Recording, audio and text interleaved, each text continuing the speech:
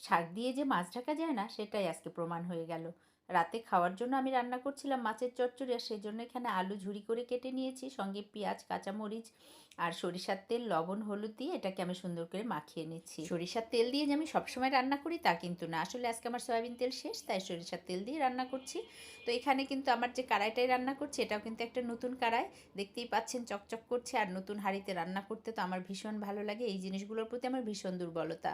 তো সে যাই হোক, আমি কিন্তু সব কিছু মাখিয়ে তার উপরে শাকটা দিয়ে একটু হাত ধুয়ে পানি দিয়ে দিলাম, কারণ শাক থেকে অনেক পানি বের হবে, আর দিয়ে এটাকে ঢেকে দিলাম। শাকটা যখন দিয়েছিলাম তখন কড়াইয়ে ধরছিল না, আর এখন দেখেন একদম টেনে কতটুকু হয়ে গেছে।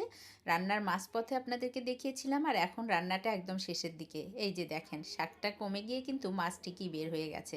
তো শুরুতেও শাক দিয়ে মাছ ঢাকা গেলেও শেষ পর্যন্ত কিন্তু ঢেকে রাখা যায় নাই, মাছ ঠিকই বেরিয়ে এসেছে।